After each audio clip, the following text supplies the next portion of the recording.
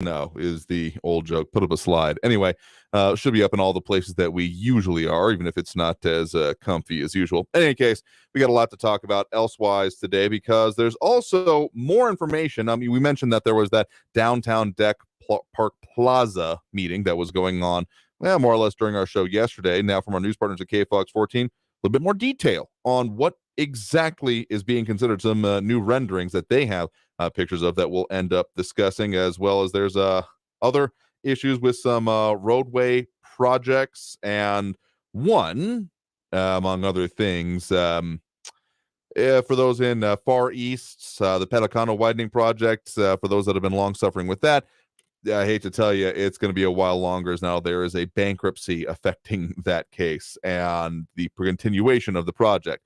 Yeah, not fun. Okay, Rick Reyes joining us over there. Appreciate you chiming in, letting us know that you're seeing what we got going on for you, because sometimes if it works or doesn't work, we're not quite sure. Just some of those technical issues that are just annoying enough. Also, Robbie Flores, good afternoon, everyone, to you as well. So it's always our intention to be up in all those places that we can, even if the gremlins in the system are particularly restless today, it does feel like. In any case, more of the topics we'll also be talking about, including what is going to be going on for new panic systems at EPISD schools and is being looked at nationwide, but then also particularly kind of in relation to James Holmes letting us know, hard time getting on today. Same here, frankly, just one of those days, one of those times when all those best laid plans and systems that are just supposed to work so beautifully together just don't. But that's why we're on air, online, live streaming, and on the social media, so that if any one of those ends up having an issue, the others can certainly still be accessed. If they all go away, well, that's a different issue, and one that we are constantly trying to avoid, partially by being in all those places. But enough about the technical aspects of this. Also, kind of related to schools, are going to be talking and marking Child Abuse Awareness and Prevention Month. The prevention part is the road. I add in the awareness part because knowing what's going on with it, it can be one of those invisible and individual situations. And so if you're not involved in it, it can be very hard to see. So visiting with Casa of El Paso for our interview today about both the work they're doing, what some of the situations are that they're seeing in our region, and particularly what y'all can do about it. So another stacked day for you. And yeah, we'll probably talk a little bit about some of those things on that. I maybe never have mentioned this, that upcoming election, May 6th, ring a bell for anyone out there, because we got a ballot coming up, folks. So I'm sure we'll delve into that a little bit more as well. So I have Eric von Holstein Rathlow, happy hump day to you as well. And so again, if you want to make your comments, as we are definably in all the places that we intend to be online, that's a good place to do so. But of course, we got also those dropping those likes and reacts: Flaco Jimenez, Ion Graham, Robbie Flores, James Holmes, Monica Cervantes, and I'm sure more, including a Willie Jenkins chiming in. Hola to you as well. So, we got a lot to get into today. So let's just dive right in. So, article title, Ida Gardner with the hello on the wave. Can't forget that. So let's just dive straight in. NMSU, from the article title from our news partners at KFOX 14, NMSU Board of Regents, men's basketball players, and coaches named in hazing lawsuit. Now, for those playing along at home, this has not been the first time that we've been having some issues going on involving the NMSU men's basketball team. For those that appreciate listening, we do air those games over on our sister station, Fox Sports 1380, and yet we weren't able to at the end of the year. Now, it wasn't a particular strategic decision being made when we ended up finishing out the season, including some of the tournament appearances by the women's basketball team. We just wanted to keep something on air for y'all because the men's basketball team seasons got suspended indefinitely. Now, the upshot is it is coming back, but there has been even more upheaval since we've had a new coach put in place, and now even some things going on with the actual Board of Regents itself. And there's a couple of different ways it's being put there, including from our news partners previously at New Mexico State, a meltdown that runs beyond basketball. So on the lawsuits that came to light, the hazing allegations that came to light on February 10th, when NMSU Police Department says they received a report of a possible assault.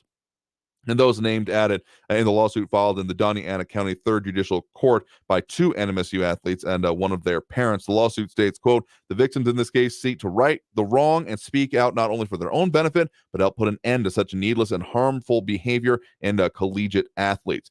Three players listed in the lawsuit include Deshwindre Washington, Kim Aiken Jr., and Dr. Bradley, who, among other things, announced that he was actually transferring previously. But yeah, the former men's basketball coach, Greg Heyer, assistant coach, Dominique Taylor, and the Board of Regents in general there. There's been also some notable upheaval going on with the Board of Regents for that themselves. NMSU sending out this statement on the issue. While NMSU does not comment on pending litigation, we want to assure everyone that this issue is being taken seriously. As we announced earlier this year, the university is working with Greenberg Triog to look into these allegations. Their work is underway and running in parallel to our own internal investigations into this matter. So not a lot of fun times going on involving this subject. So it is still developing in its own way. And we'll, of course, be keeping up on it because, yeah, this being more upheaval for an already decently upheaval team. I mean, among other things, it was 12 days ago. Yeah, NMSU Regents Chancellor announced mutual separation and an interim chancellor named for New Mexico State University. So there's a lot going on when it comes to NMSU and all the issues involving it. But back a little bit closer to the Texas side of things, another interesting item.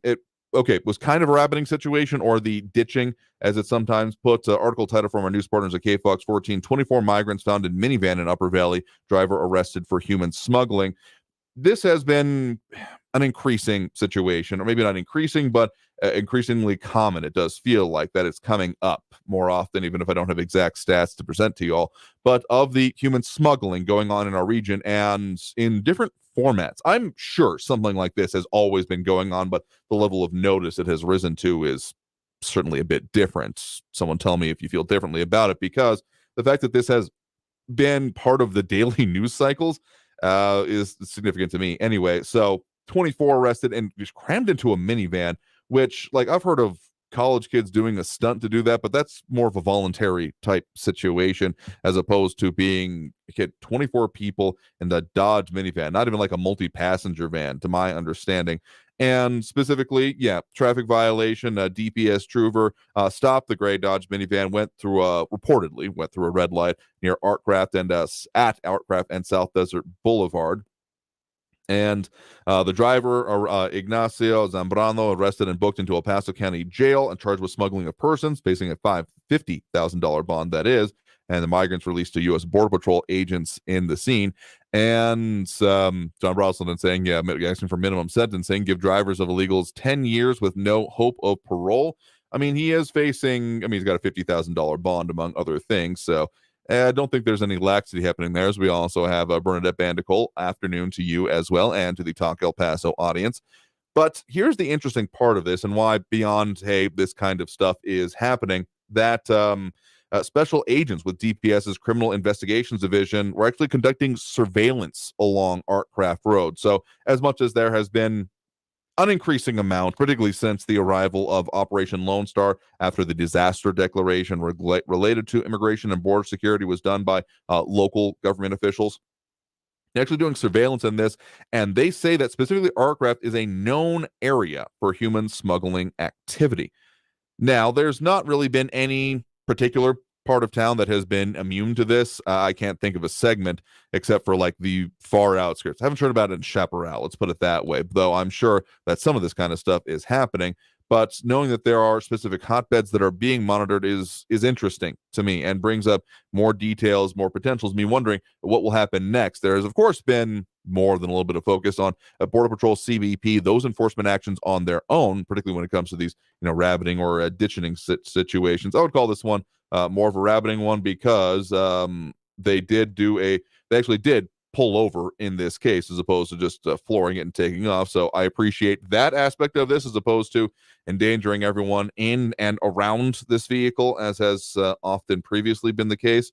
But knowing some of the areas that are being focused on, of course, major highways, corridors, makes a level of sense. But the fact that there are specific areas under surveillance, I mean, I drive by that area decently enough, probably a little bit closer to my neck of the woods than other major intersections that have been mentioned in this, particularly when we start getting to like the east side or even far east. But I hadn't noticed specifically surveillance. So knowing that those kind of activities are going on, though, again, it does raise questions about how enforcement is happening, how it is going on. Because, again, on the federal side of things, quite a lot of issues that have been brought up, and we had some conversations about particularly the tactics that they are being allowed or are allowable to use and the changes coming with it. Not a whole lot of detail we've gotten there yet, but after some notable crashes. And so as we see more of the involvement involving DPS, Texas State Troopers, does raise a question about how exactly this is going to be handled. So let's go ahead and take that first break of this hour right now. We got a lot more coming up for you, a lot more that we will be talking about, including more details on the downtown deck plaza, what may or may not be going on with the Pelicano expansion. Spoiler alert, a lot more on the not happening at this point. Sorry for anyone that lives in that region. More information about how EPISD may be dealing with some more security measures inside, as well as more investigation on police presence in some of the major school districts, area school district schools. But then also delving into some of the situations. Ronaldo Rivera saying kind of a related issue, saying yesterday FBI stated there is an increase in El Paso exploitation of children. Not exactly what we're talking about today, but certainly related about some of those invisible circumstances that can be hard to see. We're visiting with Casa of El Paso. So got to take that break right now. Coming out of this break, more on, well, everything I just mentioned. And of course, your questions and comments, phone calls a little bit later. We'll get to that in short order as we usually do. But in the meantime, stay tuned. More Talk El Paso after this break on News Radio 690 KTSM. Stay tuned.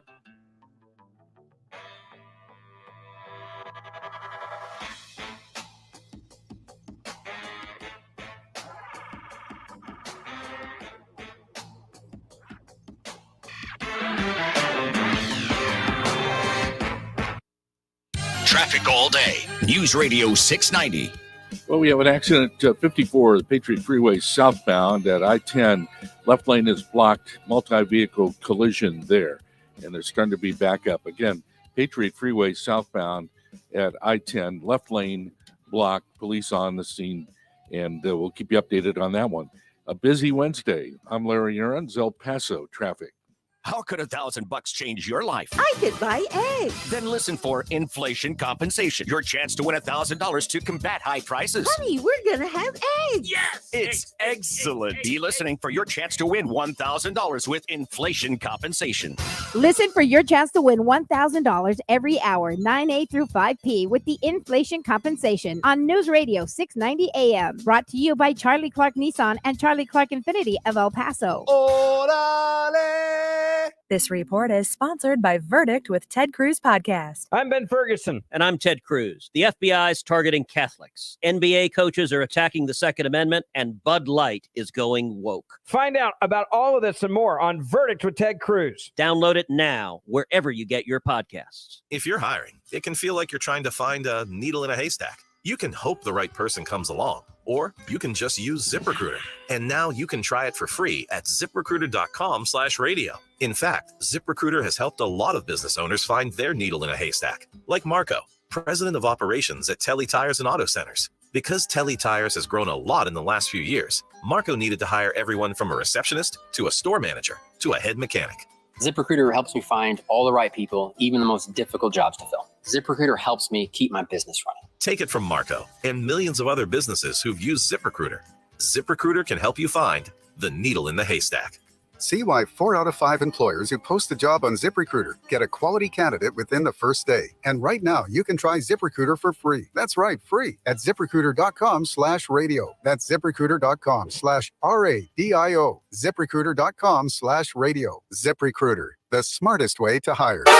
Hi, I'm Burt Ward, Robin from TV's Batman, inviting you to feed your dog natural, non-GMO, Gentle Giants dog and puppy food. Dogs eating Gentle Giants and following our special feeding and care program are living as long as 27 healthy, active years with a wonderful quality of life. Holy wow, 27 years! Think of all the extra years you could enjoy with your dog at Target, H-E-B, and stores near you. Try Gentle Giants cat and kitten food, too. find yourself stuck in a timeshare? Get the real facts about the timeshare industry and your options for cancellation.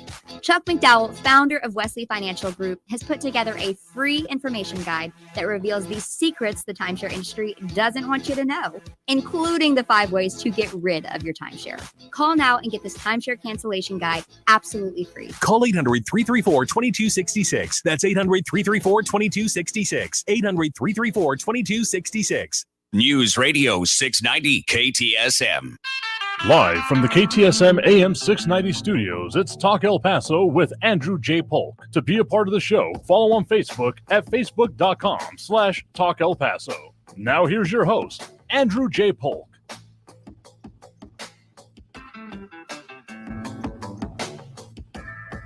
Thank you all so very much for joining us here for Talk El Paso, airing live on News Radio 690 KTSM. I'm your host, Andrew J. Polk. Thank you for tuning in, however you may be doing so, be it on air, online, live streaming through the free and reliable iHeartRadio app, or joining us over on the various social media pages, or in some case, multiple of them, like Bernadette Pandicole is. Hey, if you want to check in with us here, you can kind of mention that if you want to jump in the comments, but then go back to terrestrial radio, as it's put. Hey, whatever works for you. I do mean that. We appreciate the interaction. It's one of the reasons we have the live stream up on the social media. But hey, as long as you're staying informed, thinking about, and particularly continuing these conversations outside of this space with others, that's our major point, because talking about the things that affect us here in the borderland is not just as a rocking chair exercise, so to speak.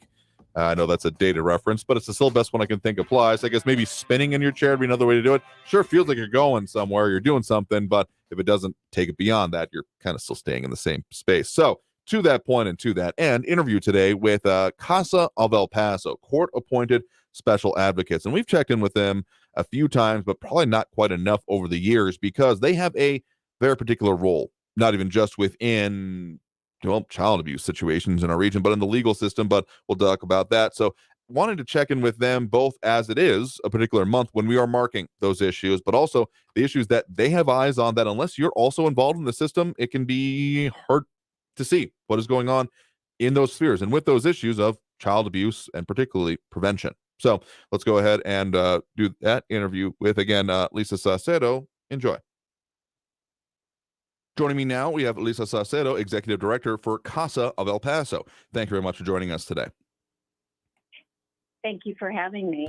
Absolutely happy to have you all on, as this is a very important month, particularly for the work that you all do. For those that are unfamiliar, CASA, standing for Court-Appointed Special Advocates, and have a very particular role. I mean, there's a lot of organizations that are involved in or around, youth, mentoring, dealing with issues that can arise in between all of those issues. But you all have a very specific legal role, or legal adjacent in any case. And so that is a very much highlighted part of what is also this month, which is, of course, Child Abuse Awareness and Prevention Month. Mostly on the prevention side that you talk about, but awareness of it as well is very important, particularly in these days. So for someone who may be unfamiliar with what you all do and your organization, what's kind of your elevator pitch for what is you all do and why you all need help in doing it? The elevator pitch is basically volunteering to advocate for a child that is in foster care, that needs a person who will stand by them and let the courts know what they need in their life while they're in foster care. So that has a lot more into it, and we've gone into that in depth previously, but particularly for this month as a National Child Abuse Prevention Month. I mean, you all have had some things going on. People may have seen people wearing the specific color of blue that you all have, which is specifically the child abuse prevention color, as being marked this month. So when it comes to that, some of the previous conversations we've had with you all have been around, say, the start or during the midst of the pandemic, when as things were changing, some of the stuff that is not as easy to see may have been having its own changes going on. I mean, specifically when we start talking about this arena, I mean, foster kids that are having to go through the court system through no fault of their own in some cases, because of things that they have been subject to. Essentially, that with the lack of, things shutting down, school not in process, those kind of things, the amount of eyes on people and on these kids in some cases was severely declining, which may have led to, potentially could have, and did in some cases, I'm aware of, some more increasingly bad situations. So what has the situation been that you all have seen, and how has that maybe kind of changed to now, or how is it changing? Yeah, to post-pandemic, we had over 200 volunteers advocating for about 600 children in El Paso. And as the world changed, so did our program. Like many other businesses, turned to Zoom and virtual, which meant virtual visits with children, which meant reporting to the courts as to what was in their best interest, also with Zoom hearings. And throughout the pandemic and after, we have seen kind of a decrease in the number of people that are willing to volunteer their time and to work with these children. And so we're taking the approach that the volunteers that we have, the new ones that come in, it's so important to reconnect on every level with the children that we serve. So it is definitely in-person meetings with them, trying to attend every community event that affects the children that are in foster care, and one-on-one time with the children, and then meeting with teachers, meeting with doctors, meeting with therapists, so we can figure out a complete story of what's happening in their lives, how we can help make some positive outcomes for these children. And definitely now during April Child Abuse Prevention Month, recognizing the importance of family and community in these children's lives, building connections, starting from literally from zero, because they had been like the rest of us, right? Isolated and not in school and not having normal activities. So we're trying to bridge that gap. Like, let's get back into normal routines. Let's put 110% into our advocacy so that we can help these children in their futures. Again, if you're just joining us, guest right now is Lisa Saucedo, Executive Director for CASA of El Paso. You want to find out anything more about them, there is casaofελpaso.org. That's CASAOF El Paso.org. You want to find out more information there, including about how to volunteer. So I guess when it comes to, the volunteering situation, of course, critically important, because people choosing to be an advocate and choosing to be in this role is, right there in the name of the organization, and the part that is kind of the crux of what you all do. But when it just comes to the situations that you're looking at, kind of broad scopes, I know you can't really talk about particular cases, but as it seemed like since we have emerged, 2023 has been each year has been different in its own vein and scope ever since 2020. But as it stands so far this year, at least, or, since the last calendar year, I guess, how would you say that the situation has been evolving in general when it comes to the types of issues that you all deal with in our region? Yeah, we're seeing more children enter into care. We're seeing younger children entering foster care system. With that said, there's a lot more collaboration. There's a lot more of an emphasis on mental health and the impact that the pandemic had. So we are seeing more children. We're seeing less volunteers. We need volunteers. And we're seeing children that have more difficult situations than we've seen ever before to deal with.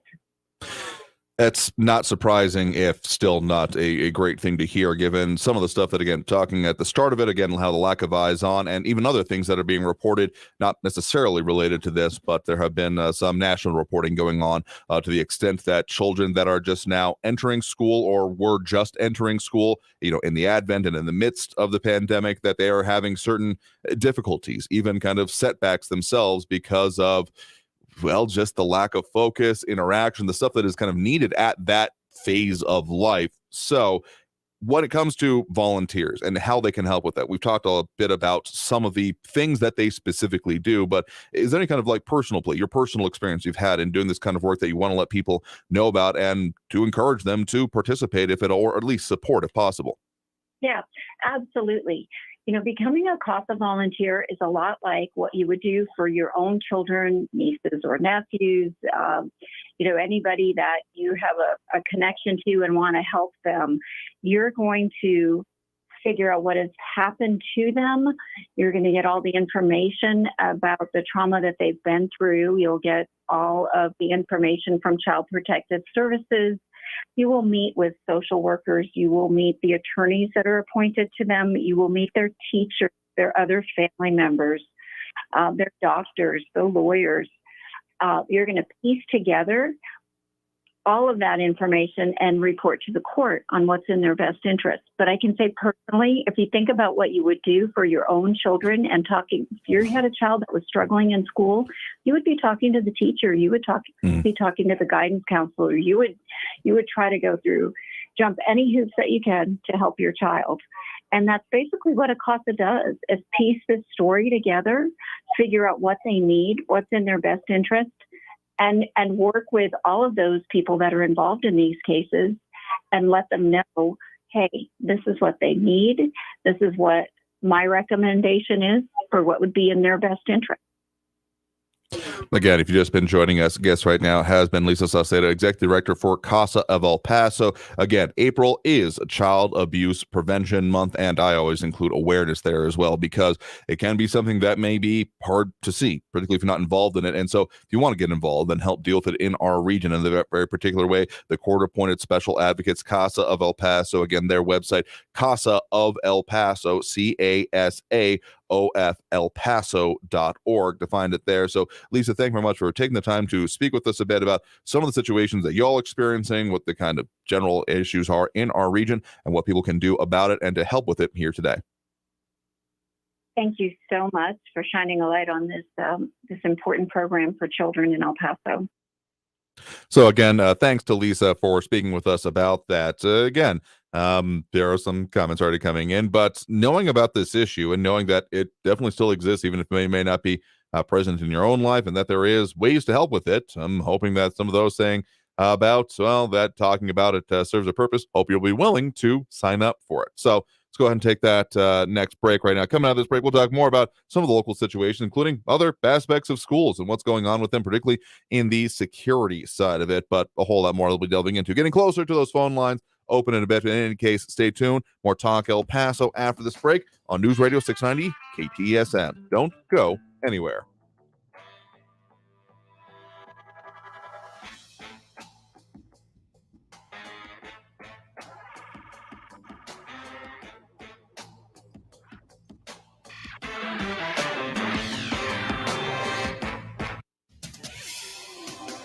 El Paso's News Radio 690 KTSM. Hello, everyone. This is Robert Olguin with your KFOX 14 news update. A lawsuit was filed against 3 players from the NMSU men's basketball team, along with the former men's basketball coach, Greg Heyer, an assistant coach, and the NMSU Board of Regents over allegations of hazing inside the basketball program. The lawsuit was filed today in Doña Ana County Court. The victims in the case say that they seek to right the wrongs and speak out because of what happened in the program. The 3 players listed in the lawsuit include players that have already left NMSU. The hazing allegations came to light on February 10th when the NMSU Police Department received a report of a possible assault. NMSU says it is taking the matter seriously. An infantry soldier at Fort Bliss appeared for a bond hearing today. Christopher Ray, who is from Alabama, is accused of invading a woman's home and sexually assaulting her in East El Paso. Ray reportedly returned to the victim's home a second time. His attorney today asked the judge to reduce his bond from $100,000 to $20,000, but the judge denied Ray's bond due to the circumstances of the offense and the safety of the community. This has been your KFOX 14 News Update. I'm Robert Olguin. News Radio 690. Traffic all day. From the KFOX 14 Severe Weather Center, I'm Chief Meteorologist Brad Montgomery. A little cooler overnight tonight on into tomorrow morning. We'll see low temperatures dropping down into the 40s and 50s. Breezy to windy for our Thursday, high around 81 degrees. Looks like we'll see breezy to windy conditions on Friday with high around 80. Then could go a little warmer for our Saturday, mid-80s with just breezy conditions. From the KFOX 14 Severe Weather Center, I'm Chief Meteorologist Brad Montgomery. This report is sponsored by Blindster.com. Hi, I'm Kyle at Blindster.com. Shopping for new blinds? At Blindster, we offer over 50 different blinds, shades, and shutters at low prices, custom made for your windows, and shipping is free. Shop at home and order 10 free samples of any product before you buy. Blindster.com. I'm Martin Hoke, the inventor of Navage Nasal Care, and I love Navage. I've told you about how your nose is the body's air filter, that Navage's powered suction will help flush out allergens, viruses, mucus, and germs, and that Navage will help you breathe better. But what do other people say about Navage? Like Ricardo, quote, "This is one of the greatest inventions ever. I know this may sound like I'm exaggerating, but this sucker is amazing. The first time I did it, I couldn't believe what came out of my sinuses. I could breathe with ease. My wife just bought one too. Thank you for this product," unquote. He's one of over 100,000 online reviews praising Navage, the all-natural solution trusted by over 3 million people to help you breathe better, sleep deeper, snore less, and stay healthier without drugs. Navage is available at Walmart, CVS, Walgreens, Target, Rite Aid, and online. Navage, Navage, clean nose, healthy life. Help DEA keep our communities safe and healthy by participating in National Prescription Drug Takeback Day, April 22nd. Find a collection site near you at DEATakeback.com. Do your part to lower overdose deaths and prevent drug misuse before it starts. I'm Ben Ferguson. And I'm Ted Cruz. The FBI is targeting Catholics. NBA coaches are attacking the Second Amendment, and Bud Light is going woke. Find out about all of this and more on Verdict with Ted Cruz. Download it now, wherever you get your podcasts. This report is sponsored by Verdict with Ted Cruz Podcast. Hey, hon, what you doing with your phone? Do flowers have best friends? I don't know. Hey, look. Whoa. Some answers can only be found in nature. Discover the unsearchable. Visit discovertheforest.org to find a trail near you. Brought to you by the United States Forest Service and the Ad Council. News Radio 690 KTSM El Paso. Live from the KTSM AM 690 studios, it's Talk El Paso with Andrew J. Polk. To be a part of the show, call 915-544-KTSM or follow on Facebook at facebook.com/Talk El Paso. Now here's your host, Andrew J. Polk. Thank you all so very much for joining us here for Talk El Paso, airing live on News Radio 690 KTSM. I'm your host, Andrew J. Polk. Thank you for tuning in, however you may be doing so, be it on air, online, live streaming through the free and reliable iHeartRadio app, or joining us over on the various social media pages we're up on these days, facebook.com/Talk El Paso, the Talk El Paso channel over on YouTube, Twitter at Talk El Paso, or twitch.tv, Andrew J. Polk. Yeah, a lot of comments coming in there, including Barbara Carrasco posting about longer, if they can show up on our screen here. Just know, I mean, you can post just about anything. Links are having some difficulty lately, I'll say that, due to some automatic filtering policies. But if you do want to post longer things, you can. I just can't pop it up. But about the Paso Norte Economic Indicator Review from the Hunt Institute for Global Competitiveness about how in the El Paso office of the Western District of Texas, there are 318 bankruptcies noted so far this year, January through March of this year, increase about 32% over the same time last year, about 78 increase. So that's a topic going on. I think you get some similar emails that I do, just going to put it that way. But wanted to touch briefly on what's going on with that whole downtown deck plaza park potential. That's a lot of P's, but it's still potentials because some of the plans and what goes into it are predicated upon what will be happening with the roadway itself that during that downtown trench. Now, we've had some of the previous renderings, and those were certainly still being discussed. Got the slideshow for it that we've put up previously for you all going on over on our social media, so you can see some of that for yourself. But it also goes beyond that, because actually some of the plans that have been put forth, there are some pictures available over from our news partners at KFOX 14, but if you go straight to the source itself, which is that website, which I totally have right here, downtowndeckplaza.org, you delve into the presentation, there are the considerations about what the potentials are with the roadway. Now, some of these are based on the idea that the roadway will be getting widened, but even if it doesn't, there are a few different plans kind of laid out as framework options 1 and 2 that involves some or either no or some widening of the roadway itself, or at the very least incorporating more like park area. Then there's the framework option 2 that involves the entirety of the area being widened, and therefore pretty much all, if not most, if not all of the buildings that are south of Yandell right now, kind of what are in these renderings here, but different frameworks and different ways they're laid out as being, well, therefore then covered by this floating park space. Best way I can think to describe it, simply because these will be overlaid on what are basically currently the holes. I mean, you got the streets that end up going in between and are still in some of these renderings. You got the streets that go across I-10 that are, okay, bridges, better, more reasonable way to put it. But in some of the new design elements that are being put forth, and we were able to get those fully clipped out for you. But again, you can see it. Go to, again, downtowndeckplaza.org, and specifically look at the project library. And there's information on some of the most recent presentations, including the one that was first given out early this week, to show you there's a lot of details. And so there's potentials for new development even being put forth of pedestrian access, bike lane connections, and frontage streets. So there's a lot of aspects that end up going on and into this. So would encourage particularly anyone that is maybe going to be in the area, or anyone that drives through it, which is like most of us, I'm sure, going to be affected by it. Would encourage you all to give it a look. So just as a further note, those meetings are continuing on. There is the one that is, well, going on right now. So if you're just hearing about it right now, don't worry, I won't blame you. But there is one going on tomorrow, 4:30 to 6:30 p.m. at the Blue Flame Building, 304 Texas Avenue on the 17th floor. This is one of those opportunities to give inputs on things. So if you're all interested, make sure to go out that. And speaking of roadway projects, the Pelicano widening project, which was supposed to be completed, let's just call it not quite a year ago, July of 2022. That's basically on hold for the time being. I think we've had a caller recently asking about, maybe not this one, but a similar project in the area. But so the Pelicano widening project is reported on by our news partners at KFOX 14. Well, just the article title here: Bankruptcy stalls Pelicano widening project, completion date unknown.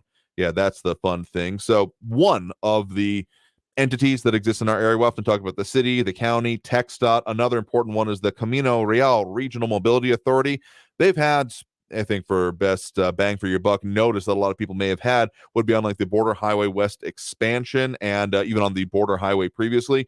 Those were, the one that was the toll road that then ended up getting removed basically because of changes to Texas state law and funding for it. But that's a very much a simplified answer to it. So the Camino Real Regional Mobility Authority, the executive director of it, Raymond Tejas, saying that they were forced to file a default claim when they realized that the contractor for that project, again, the Pelicano widening project, JAR, would not be able to finish the job. So Tejas saying, quote, they claimed a wrongful default and through several letters asked for a meeting with us to discuss the claim and the wrongful default that they are arguing. We eventually said, sure, we'll have a meeting. Here are some dates. And they were able to resolve the wrongful default claim, but then before they were able to resolve it, JR filed for bankruptcy. So what Tejas has to say now is that basically, things are on hold, but specifically, quotes, in the interim, in that period when we were offering dates, they filed for bankruptcy, so we don't know if they're still arguing if it's a wrongful default or not, if we were trying to terminate the contract, if we were trying to get paid back for debts he owes us, if we were trying to do anything like that. The bankruptcy requires us to stop all of these activities. So, for those down in that area, again, Pelicano or on the anywhere near the expansion, good luck and Godspeed. You're probably going to need it going forward.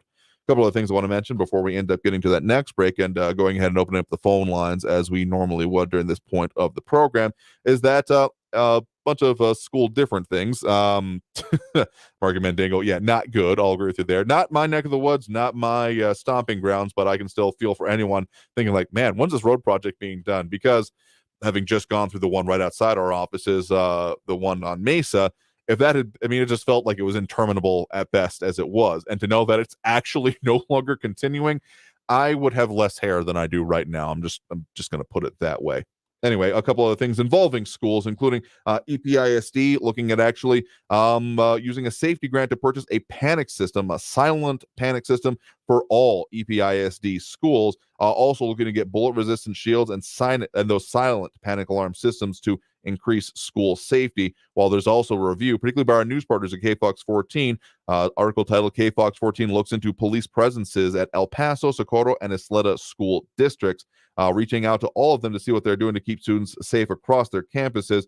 Among top-level things, EPISD and SISD have their own police departments, while Isleta does not. But they do have plans to do so. Speaking recently, they're still under consideration, but there has been no updates on the potential for it. So they've got a full review of what the way this ends up working as. We also have Marky Mandango chiming in. Good afternoon to you as well. And John Brosnan commenting about the shape of the U.S. economy. I mean, there's good and bad aspect. I keep calling it a mixed bag at best because, well, a phrase I often think about a lot is that a recession is when your neighbor loses their job.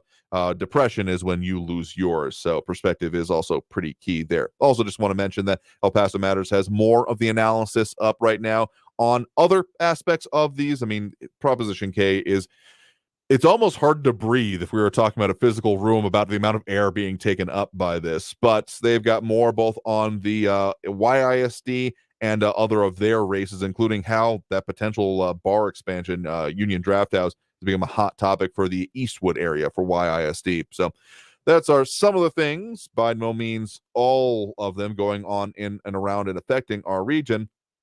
So I will also say, related to one conversation that's come up, the Supreme Court of the United States has further extended a stay on the decision that was put into place by that Texas-based judge until this Friday, still determining if they will take up this case or not. So that's just another interesting developing one. A lot going on, a lot affecting us here. And of course, there is actually another one coming out of the Texas legislature that, oh, geez, we might have to push to a little bit later, maybe tomorrow, to delve further into it. This article title from the Texas Tribune: Texas House approves sweeping limits on local regulations in GOP's latest jab at blue cities. Subtitled, city officials say the full scope of the legislation advanced Tuesday is still unclear, but it would limit their ability to issue worker protections, water restrictions, and more. Some of those points may sound similar to discussions we've been having very much locally and on some local, water rights. Come on. Anyway, we're going to take that break right now. Coming out of this break, we will go ahead and open up those phone lines as we normally do at this point during the program. So if you want to get on the line, add your 2 cents, keep the comments going. Certainly we'll keep popping those up, like John Browsleton extolling everyone to, everyone please work hard. My pension is expensive.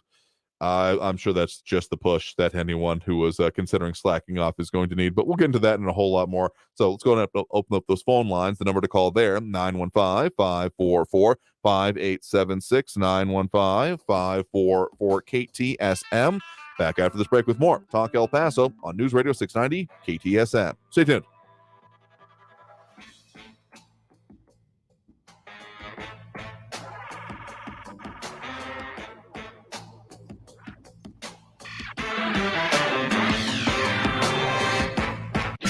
Traffic all day.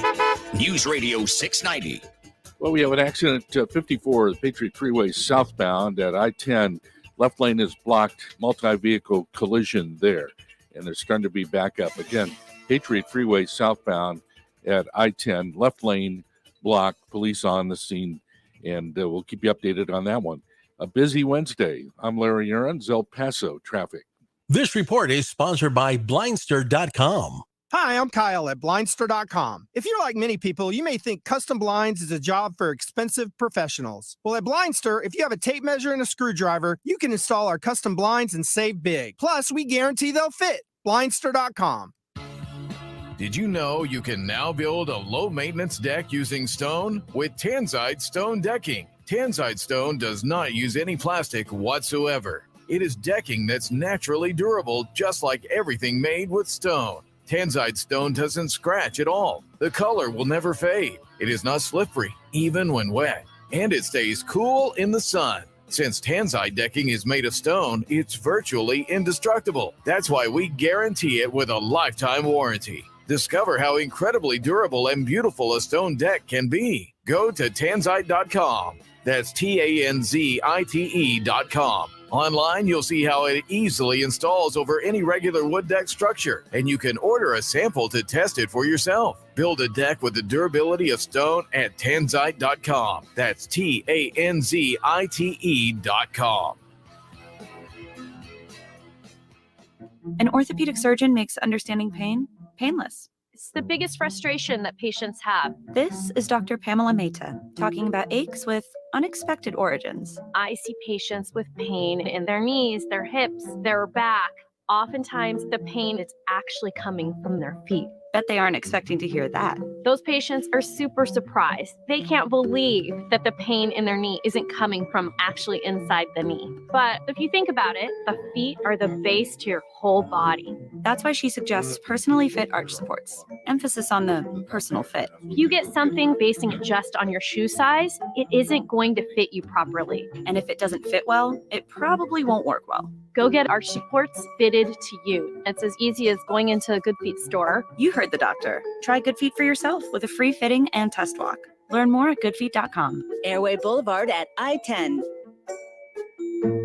You know it's not okay? Prop K. It's not okay for taxpayers to lose billions in revenue. It's not okay for El Pasoans to lose thousands of jobs. And it's not okay to cause damage to our economy. On May 6th, let them know none of this is okay by voting no way on Prop K. I'm Ben Ferguson. And I'm Ted Cruz. The FBI's targeting Catholics. NBA coaches are attacking the Second Amendment, and Bud Light is going woke. Find out about all of this and more on Verdict with Ted Cruz. Download it now, wherever you get your podcasts. Lavinia Spring Wine Festival is April 29th and 30th.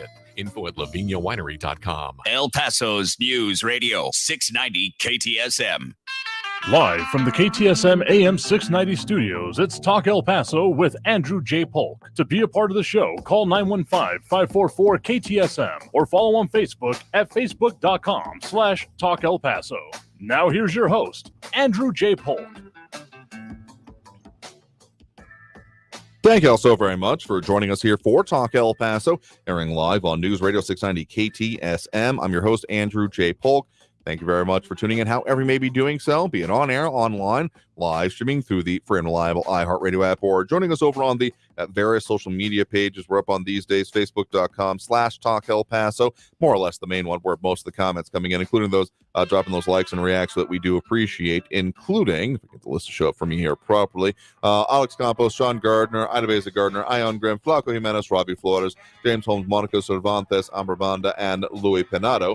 A lot of conversation going on over there, including discussions about participation trophies in schools, Netflix recommendations, sure, working hard or not, the idea of impact on businesses. Ion Graham saying exactly what they want: more people, less businesses, small operator, independent businesses. I think referring to the some of the things been going on with the bankruptcies have been noted, particularly from the El Paso area, as those brought up a bit before, but a whole lot more going on.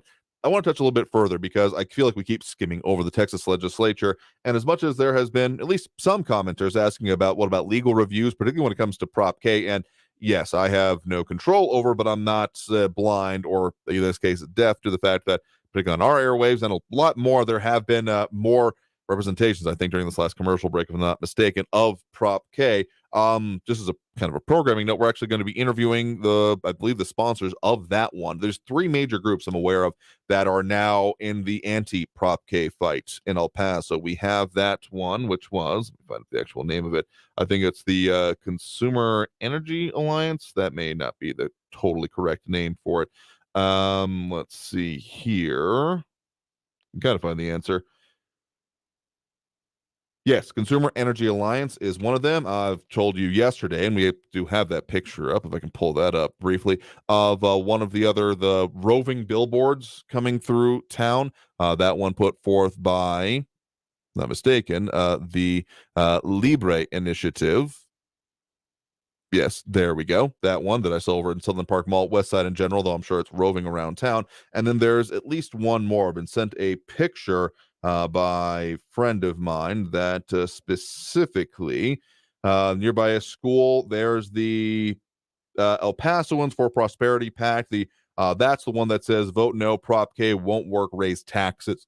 So those billboards going up around town. So quite a lot of money being spent on this issue and on some of the things on it. So we're going to continue to examine it. Make no mistake. Also, specifically working on talking with some of the advocates on either side of this. So just kind of a preview of what is coming up for you there. But one of the things I want to mention here from the Texas legislature, there's a couple of bills that, again, just passed the House, specifically House Bill 2127. That, among other, there's a lot of like labor and other things, but also besides dealing with labor, agriculture, natural resources, and finance, That's again 2127. But then there's at least one more is noted by the Texas Tribune on this.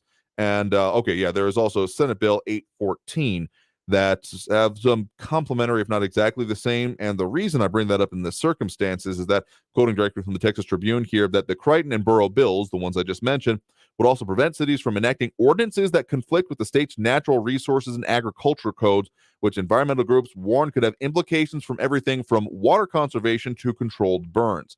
Now, that sounds like it may have an impact on particularly the Proposition K, the language of it, when it comes to restricting water usage or sales of it specifically.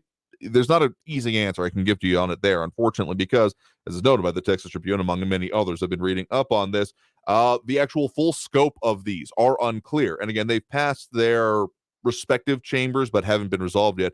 Not on the governor's desk just yet, but it seems like the willingness from the state to reach down kind of into the local municipality level and deal with the regulations, continuing in the same vein of that. I wouldn't be surprised if this ends up moving forward. And so that level of impacts is potential.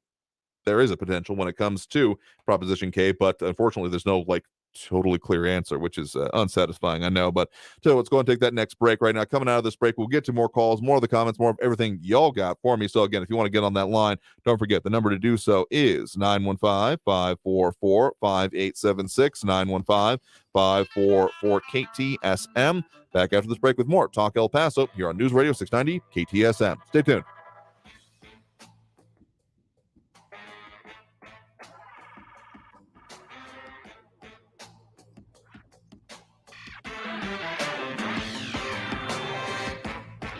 Traffic all day.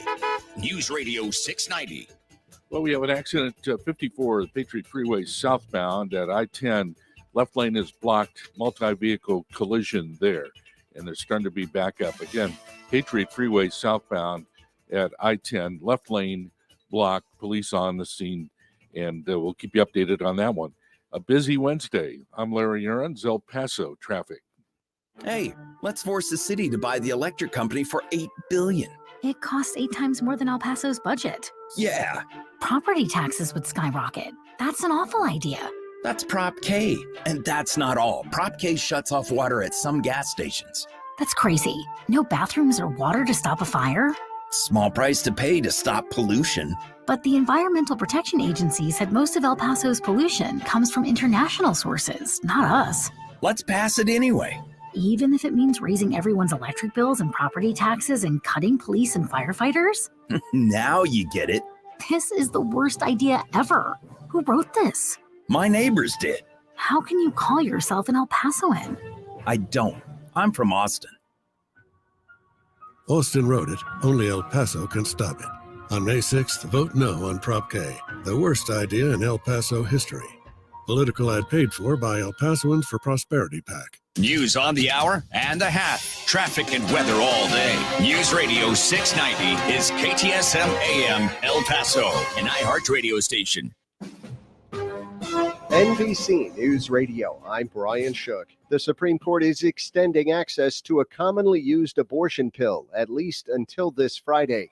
Earlier this month, a Texas federal judge ruled production and distribution of the widely used drug be halted nationwide, citing alleged FDA approval problems. Last week, the Supreme Court put the judge's ruling on hold as they decide whether to allow full access to mifepristone while the case is appealed. Texas Democratic Congresswoman Jasmine Crockett said if the pill is banned, it would have negative health impacts on women. The consequences for millions of American women, mothers, and their children would be catastrophic. The 3 Tennessee state lawmakers who led gun reform protests will visit the White House next week. White House Press Secretary Karine Jean-Pierre announced Tennessee Representatives Justin Jones, Justin Pearson, and Gloria Johnson will meet with President Biden Monday. The elderly white man who allegedly shot a black teen who rang the wrong doorbell in Missouri is pleading not guilty to charges. Lisa Taylor reports. 84-year-old Andrew Lester made his first court appearance Wednesday. If convicted of first-degree assault, Lester could face up to life in prison. Lester turned himself into police Tuesday and was released on a $200,000 bond. 16-year-old Ralph Yarl was shot in the head and arm during the incident. After being in the hospital, his family says he's now recovering at home. I'm Lisa Taylor. Concerns about Supreme Court Justice Clarence Thomas's failure to disclose gifts and luxury travel he received from a Republican donor are being sent to a judicial committee. The director of the Judicial Conference of the United States wrote in a letter to a pair of Democratic lawmakers that she had passed along their concerns about Thomas and a recent report from ProPublica to the committee. Foreclosure rates are increasing across the country. You're listening to the latest from NBC News Radio. One of the two teens charged in the beating death of an Iowa high school teacher is pleading guilty to first-degree murder. Willard Miller changed his plea to guilty Tuesday morning. Prosecutors say Miller and Jeremy Goodall killed Fairfield High School Spanish teacher Noema Graber over frustration because of poor grades back in November 2021.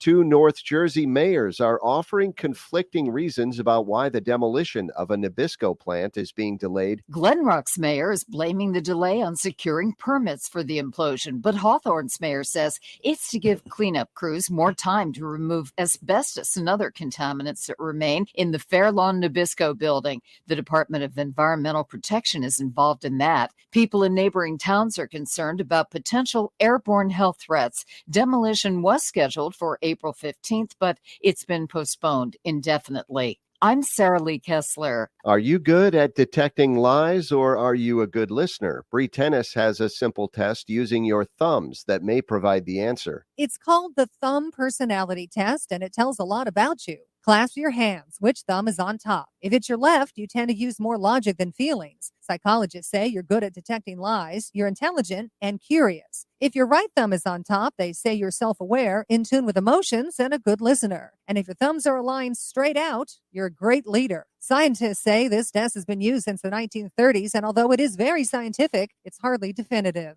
I'm Bree Tennis. Massive winter storms that drenched California's landscape are fueling a mushroom explosion. The unusually wet weather has created ideal conditions for mushrooms to thrive in Southern California, and the moisture is bringing out many varieties of fungi. Experts and foragers are calling it a shroom boom. Brian Shook, NBC News Radio. Now, your chance to win $1,000. Enter this nationwide keyword on our website. Bank. That's bank. Enter it now. This report is sponsored by the Truth with Lisa Booth podcast. Hey guys, it's Lisa Booth. Beat the sheriff who smacked down the media about gun control. Marion County Sheriff Billy Woods joins me on the Truth with Lisa Booth. And listen to the Truth with Lisa Booth on Mondays and Thursdays, but you can listen throughout the week on the iHeartRadio app, Apple Podcasts, or wherever you get your podcasts. Hey, El Paso, Ivan Ochoa, General Manager of Sunland Park Chrysler Dodge Jeep Ram Fiat. Thank you again, El Paso, for making us #1 in new Chrysler Dodge Jeep Ram sales in March. While other dealers continue to sell their vehicles for over MSRP, we continue to have the best prices in town. Get huge savings on hundreds of new and certified pre-owned vehicles during Ram Truck Month at Sunland Park Chrysler Dodge Jeep Ram Fiat. Right now, get $5,000 off MSRP on 2023 Ram 1500 Lone Star Crew Cab, plus super low 4.9% APR for 72 months. Get $5,500 off MSRP on 2023 Jeep Gladiator Sport and $6,000 off MSRP on 2023 Dodge Durango SUVs. Worried about your trade or credit? Our lenders will push to approve your credit, even if your credit is less than perfect, or if you owe more than your trade is worth. Trade and upgrade for less at Sunland Park Chrysler, Dodge, Jeep, Ram, Fiat at I-10 at Sunland Park Drive or online at sunlandparkdodge.com. Estamos en tu esquina, El Paso Strong. Includes factory rebate and dealer discount plus DTNL, 4.9% APR, 1606 per thousand finance. On select vehicles with approved credit. Offers not combined.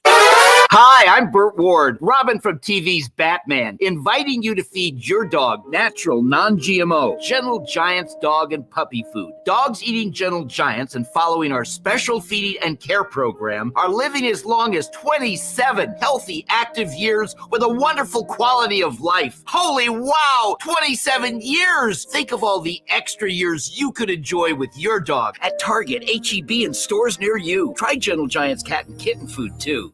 Only iHeartRadio gives you access to all of your favorite radio stations. It's Elliot in the morning. Rod Ryan Show, check it in. It's The Woody Show. All of the once-in-a-lifetime events. The 2023 iHeartRadio Music Awards. All of the best free curated playlists. All the rock for all the people. All of the great podcasts for every interest. This is Freddie Prinze Jr. from the Wrestling with Freddie podcast. All of the mind-blowing contests. $20,000. Awesome. All of your favorite superstars. This Pete from Fall Out Boy. Best of all, it doesn't cost a thing. Download the absolutely free iHeartRadio News app now. Radio 690 KTSM. Live from the KTSM AM 690 studios, it's Talk El Paso with Andrew J. Polk. To be a part of the show, call 915-544-KTSM or follow on Facebook at facebook.com/Talk El Paso. Now here's your host, Andrew J. Polk. Thank you all so very much for joining us here for Talk El Paso, airing live on News Radio 690 KTSM.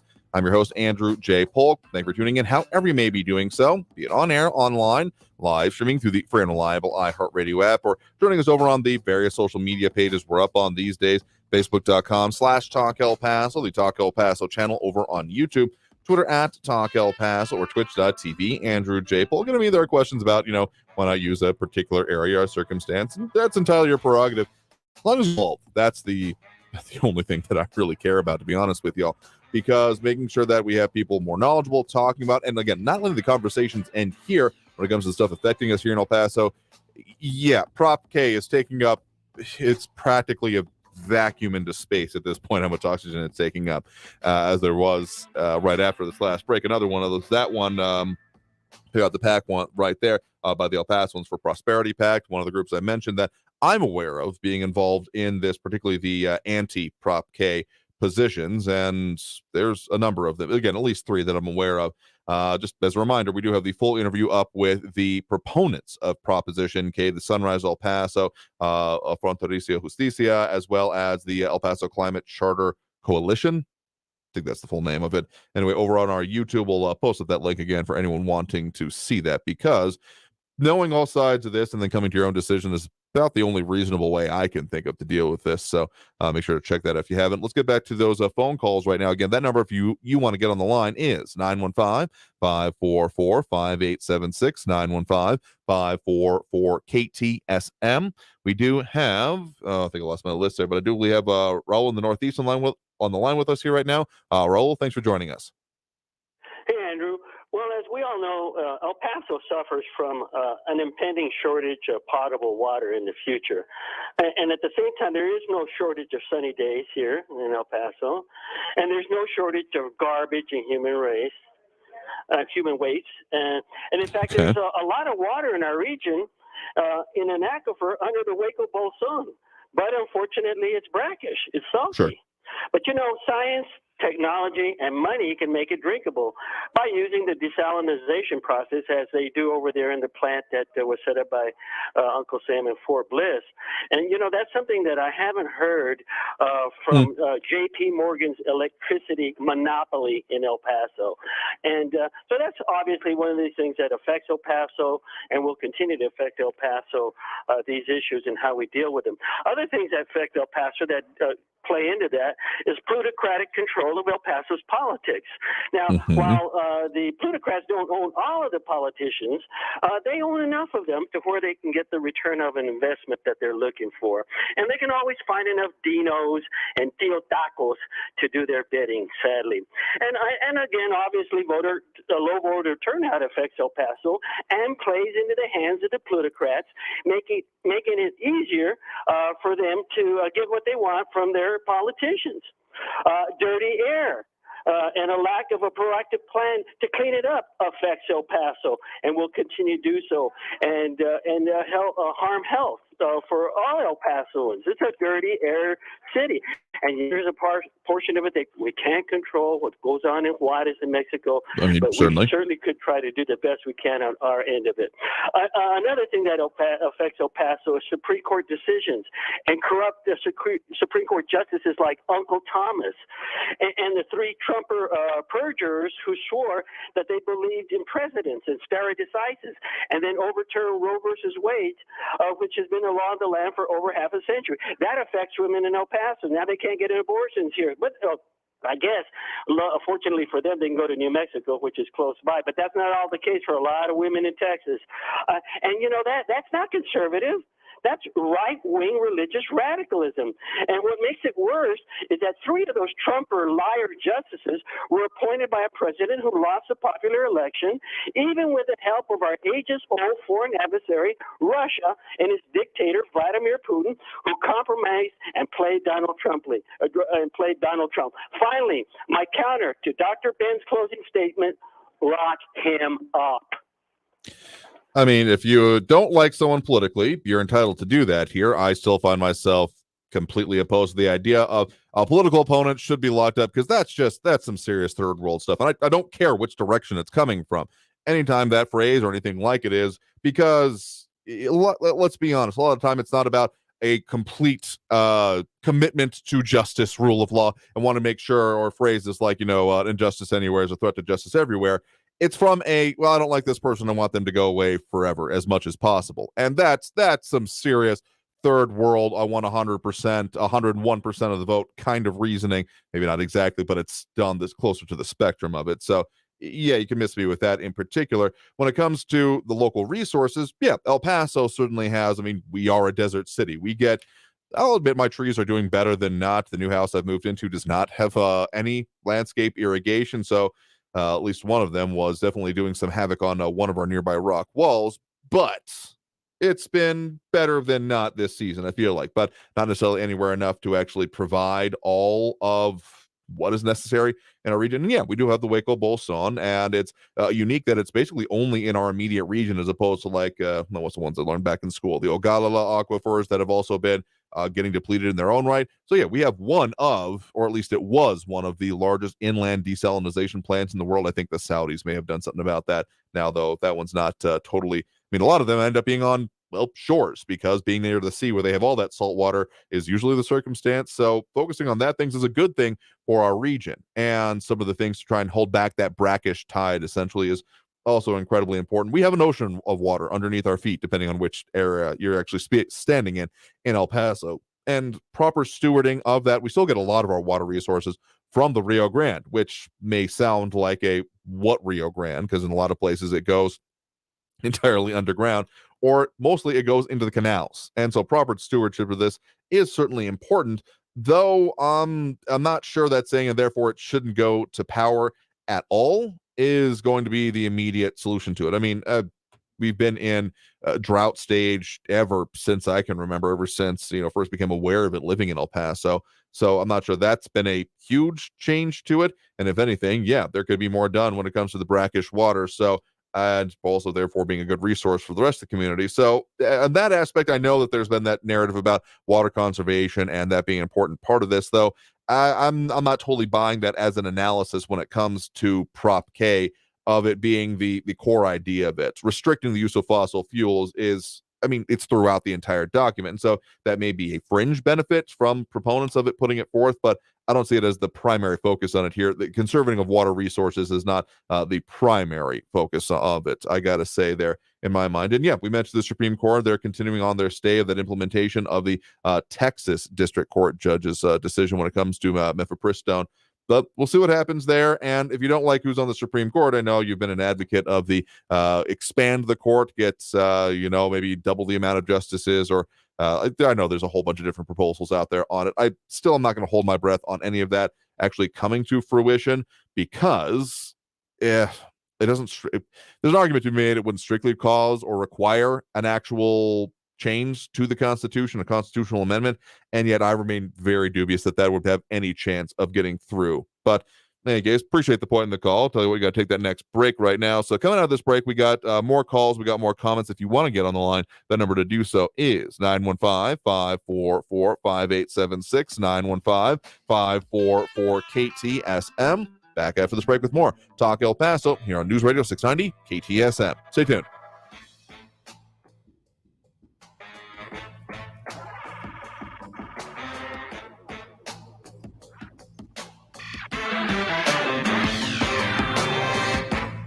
Traffic all day. News Radio 690. Well, we have an accident 54, the Patriot Freeway southbound at I-10. Left lane is blocked, multi-vehicle collision there, and there's starting to be backup. Again, Patriot Freeway southbound at I-10, left lane blocked, police on the scene, and we'll keep you updated on that one. A busy Wednesday. I'm Larry Aaron's El Paso traffic. This report is sponsored by the Mark Moss Show. Bitcoin and crypto are breaking out while the economy slides into a recession.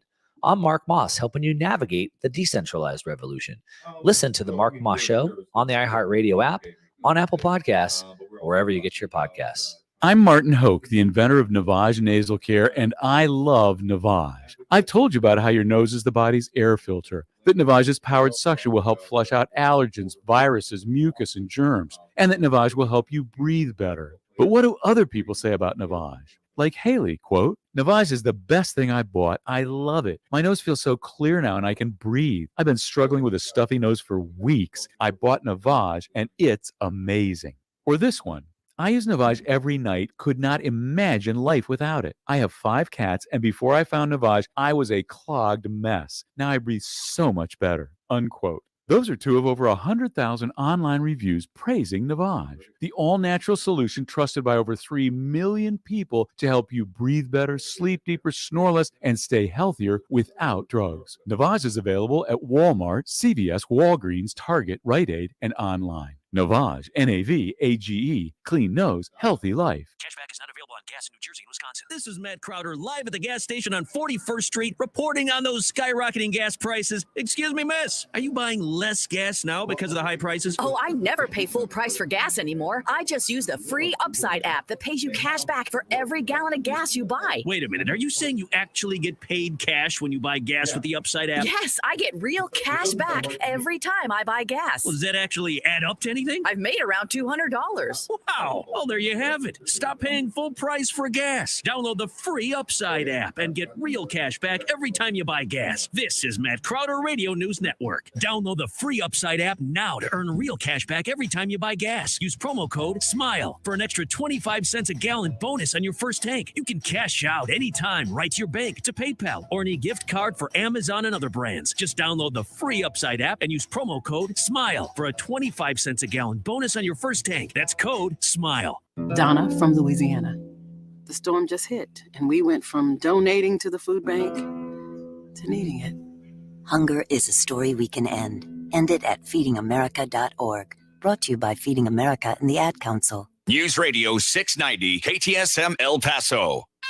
Live from the KTSM AM 690 studios, it's Talk El Paso with Andrew J. Polk. To be a part of the show, call 915-544-KTSM or follow on Facebook at facebook.com/Talk El Paso. Now here's your host, Andrew J. Polk. Thank you all so very much for joining us here for Talk El Paso, airing live on News Radio 690 KTSM. I am your host, Andrew J. Polk. Thank you for tuning in, however you may be doing so, be it on air, online, live streaming through the free and reliable iHeartRadio app, or joining us over on the various social media pages, facebook.com/Talk El Paso, more or less the main one where most of the comments are.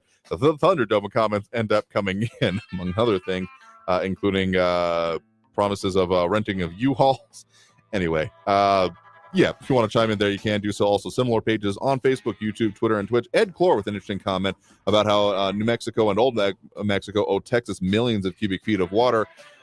We often don't talk about water rights disputes and things. I mean, the ones that are, I think, even technically maybe circling, if not approaching the Supreme Court now, involving the access to the Colorado River and the, let me put it this way.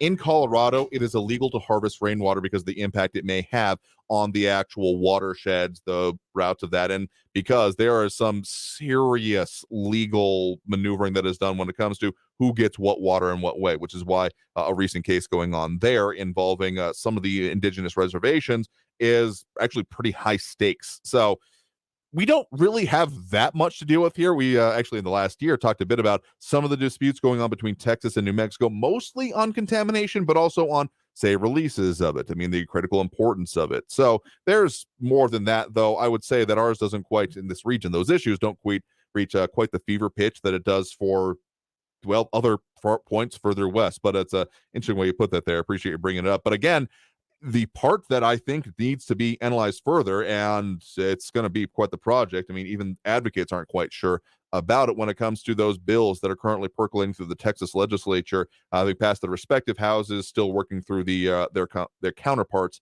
on what could happen with like municipal use restrictions and those kind of things. So as it relates to Prop K, that's a huge question point that that I don't even know if people either for or against could answer, any of the organizations could answer right now, because it's still kind of unclear from the legislation themselves. So that's one thing circling around my mind. But let's go back to those phone lines now. Full up at the moment, but remember that phone number to call is 915-544-5876, 544 KTSM. We do have Stephen on the east side here with us right now. Stephen, thanks for joining us. Hey, Andrew. Hey there. What's on your mind?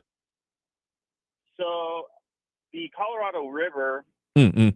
since you brought it up, sure, is as an interesting water rights issue. There's a tunnel that they actually divert some of that Colorado River to go to the other side of the Continental Divide.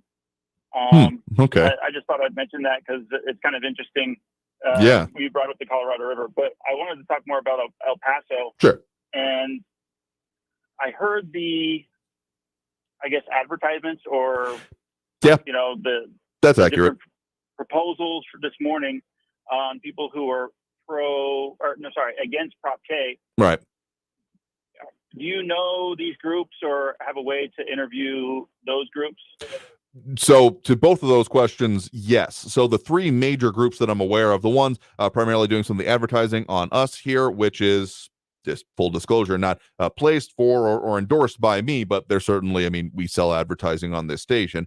People can buy it to air their ideas, grievances, promote themselves, etc. So the two that you've heard going so far was one, I just had it up here. Let me make sure I'm getting the most recent one that aired during this last top of the hour break was the El Pasoans for Prosperity Pact. They do say so at the end of it. And then the one prior to that, let me get the exact name of it here because I've been I don't think saying it totally correctly. It is Consumer Energy Alliance. And actually on that point, even before any of this was going on, we were in contact with that organization on this program in order to ask them, okay, you all have been, I've received a mailer at my house from them, among other things, and they've been doing some of the billboards, I do believe, in the community, or at the very least the outreach efforts, as again, exemplified by what's going on our airwaves right now. So yeah, we have currently on the calendar to speak with them about kind of their perspective, how they come in, and some of the, issues and the way they are bringing it up. And did I understand correctly that there's language in the proposition that says that if there's an energy source that requires water, that they won't be able to use that as an energy source? Not exactly, but definitely water impacts on on the supplying of it. So specifically, let me find the right part of it for you here, because that is a significant point. Section 9.12 of the actual language on the charter itself. We posted up that link a few times. Let me dig it up here for a minute and I'll give it to you. But this is from the ordinance that called for the election on Proposition K. So this is more expansive than the language you're going to find on the ballot, but this is essentially what the language on the ballot is referring to. So Section 9.12, water conservation, and Section 9.12-1, ban on using city water for fossil fuel industry activities outside of city limits. The city of El Paso shall not sell or transfer any water for purposes of fossil fuel industry activities outside of the city limits, or otherwise allow any city water to be used for such purposes, except for provided in the following section, which does talk about that. I'll just read it again. To the extent that any contracts to sell or transfer city water for fossil fuel industry activities outside the city limits were enacted prior to the adoption of this charter provision, the city manager shall prepare a report to the city council within 3 months of the adoption of this charter amendment, identifying the relevant contracts and presenting all available methods for canceling such contracts. And then, ceasing my phrasing of it here and paraphrasing, it would then be up to city council to vote on what to do with those moving forward. So this definitely takes a stance against it and providing it, though that's one of the questions I did ask to the Prop K proponent group. And one of the things I actually disagree with some of the advertisements going on about for gas stations outside city limits. They've said that basically, again, this is from the proponents of it, that they want it to be as a providing of energy resources or the generation of power from this. So we're talking about like fracking activities, drilling out in, Midland, Odessa area, or specifically power plants. It is their position that they did take that this would not impact, say, a gas station, oil change places, those that do like recycling of oil or motor oil, those kind of things. Yeah, hopefully the language is specific enough that it rules out like gas stations and that kind of thing. The reason why I Fair asked enough. about that is because that we discussed last week whether or not nuclear was allowed, and that language right there specifically says fossil fuels. Correct. So it doesn't necessarily rule out nuclear in that particular part. Yeah, it's my reading of this and one of the questions I asked to them that essentially all of the language and text here, there is one mention of nuclear as that it permitted, they consider as a renewable, basically hydrolysis, the breaking up of the actual water molecule into its hydrogen and oxygen components, that would be allowable under the charter, but not if it comes from sources of different ones. I mean, it mentions, let me just read this part here because being specific is helpful in these cases. Yeah, clean renewable energy, and does mention electrolysis. Those provided by energy comes from splitting of water done by solar-driven processes, but does not include hydrogen energy produced using natural gas, so-called blue or gray hydrogen, or nuclear, quote-unquote, pink hydrogen. That's about the only mention to it. So I would say that this item overall basically doesn't regard nuclear in any other way besides that, so is ultimately just, it's not either for nor against it. But I guess you could see from that, I mean, we've had some people call in saying that they feel that this is against it, and which is another reason I encourage people to read the whole thing as much as possible. But yeah, that was me last week just saying, well, if they're against nuclear for hydrogen purposes, then they're probably going to be against nuclear for other purposes. Whoever's put in charge of this, I mean, if that's their stance there, but I guess it's not all that specific in the rest of it. How much is the total amount of the Proposition K, the proposal of the studies?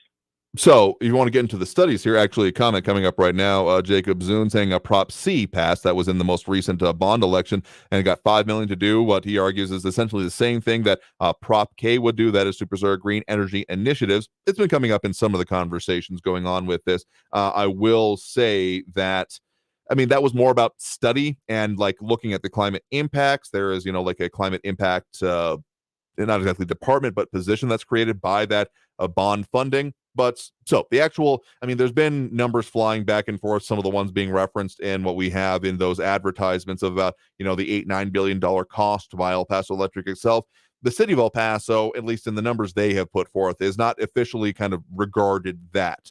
What they do have in the numbers they have put forth is roughly $150 million when it comes to the infrastructure changes that would be required to do everything but that part of Prop K. And that does include roughly $12 million for an 8 to 10 year study on the feasibility and the methods that would be required in order to purchase El Paso Electric. And then there's also an estimated about $5 million per year ongoing fee cost for the climate department, the salaries associated with it, etc. So the $150 million, is that actually buying solar panels and actually doing something? Yes, that would be, the infrastructure, the electrification by renewables of city facilities and other ones as applicable. That one is, yes, that does include that part.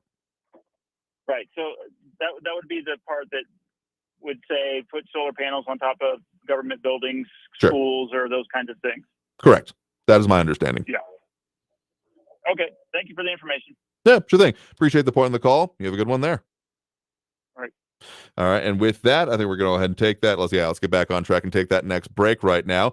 And we got a lot of other comments coming in besides Jacob Zune, others, but we'll talk more about those, delve further into it, and get to more of the calls on the line there. Again, if you want to add your 2 cents, don't forget that phone number, 915-544-5876, 915-544-KTSM. Back after this break with more Talk El Paso on News Radio 690 KTSM. Stay tuned.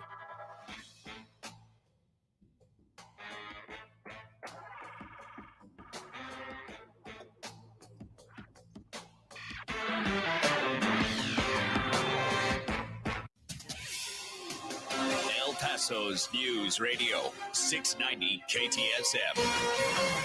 Hello, everyone. This is Robert Olguin with your KFOX 14 news update. A lawsuit was filed against 3 players from the NMSU men's basketball team, along with the former men's basketball coach, Greg Heyer, an assistant coach, and the NMSU Board of Regents over allegations of hazing inside the basketball program. The lawsuit was filed today in Doña Ana County Court. The victims in the case say that they seek to right the wrongs and speak out because of what happened in the program. The 3 players listed in the lawsuit include players that have already left NMSU. The hazing allegations came to light on February 10th when the NMSU Police Department received a report of a possible assault. NMSU says it is taking the matter seriously. An infantry soldier at Fort Bliss appeared for a bond hearing today. Christopher Ray, who is from Alabama, is accused of invading a woman's home and sexually assaulting her in East El Paso. Ray reportedly returned to the victim's home a second time. His attorney today asked the judge to reduce his bond from $100,000 to $20,000, but the judge denied Ray's bond due to the circumstances of the offense and the safety of the community. This has been your KFOX 14 News Update. I'm Robert Olgain.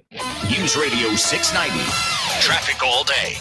I-10 eastbound slowing down from Transmountain to the 54 Patriot. It's a 10-minute delay. Congestion's got the right interchange ramp blocked on I-10 eastbound at ramp G at the 54 Patriot. An earlier crash on eastbound Transmountain before the Summit Pass at mile marker 19 is off on the right shoulder. And watch for an injury accident eastbound Red at Wrestler. Kerry Edwards, El Paso traffic. From the KFOX 14 Severe Weather Center, I'm Chief Meteorologist Brad Montgomery. A little cooler overnight tonight on into tomorrow morning. We'll see low temperatures dropping down into the 40s and 50s. Breezy to windy for our Thursday, high around 81 degrees. Looks like we'll see breezy to windy conditions on Friday with high around 80. Then could go a little warmer for our Saturday, mid 80s with just breezy conditions. From the KFOX 14 Severe Weather Center, I'm Chief Meteorologist Brad Montgomery. This report is sponsored by Brake Masters. Quit staring at your phone. Just leave it alone and get to Brake Masters. Get your tires aligned, then get out there and see what you can find. Get your vehicle in Brake Masters shape today. Download coupons and schedule an appointment from your smartphone. Brake Masters. We give you an honest break. For the local issues and discussion you won't get anywhere else, turn to Talk El Paso. Weekdays at 4 right here on News Radio 690 KTSM. Brought to you in part by the El Paso Community Foundation. Sound off on what matters to you. Monday through Friday, 4 to 6 p.m. And let's talk El Paso. Hey, let's force the city to buy the electric company for $8 billion. It costs 8 times more than El Paso's budget. Yeah. Property taxes would skyrocket. That's an awful idea. That's Prop K. And that's not all. Prop K shuts off water at some gas stations. That's crazy. No bathrooms or water to stop a fire? Small price to pay to stop pollution. But the Environmental Protection Agency said most of El Paso's pollution comes from international sources, not us. Let's pass it anyway.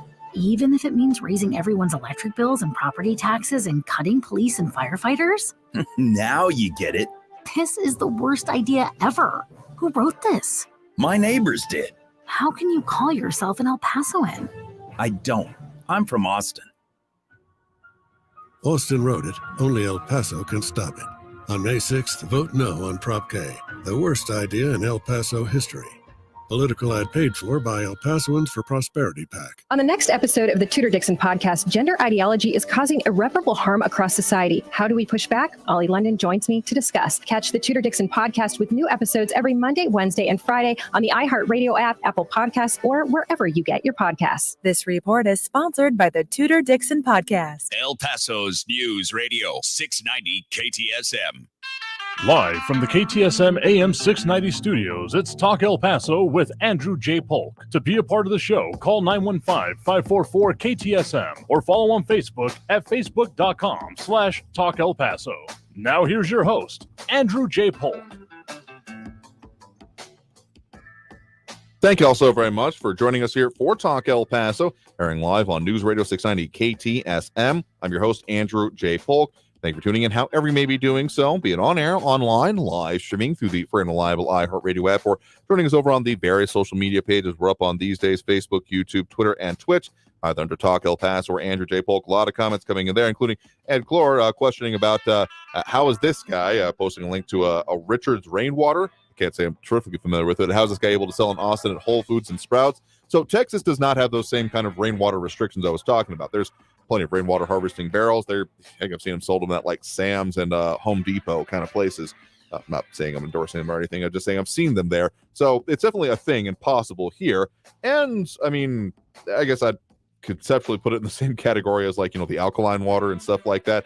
If you're into that, that's fine. If you're actually like knowing about the stuff behind it, may not be as impacting as it may be put forth. But yeah, I mean, there's no restrictions on it. If he was getting it from Colorado and like harvesting it there, then he might be having some some state revenuers on his butt, which is a weird thing to consider for rainwater. But hey, it's 2023. Things have never been weirder. Also, other comments coming in, including Marky Mandingo, not very bullish on solar panels, saying that they have a 15-year payment plan and still have to pay El Paso Electric $30 a month. And that's kind of one of those whole bugaboos with this plan is the interconnection fees. And I think that's the part that I have, particularly the plan about, saving people money, seeing the savings. That's the part that would have to be changed.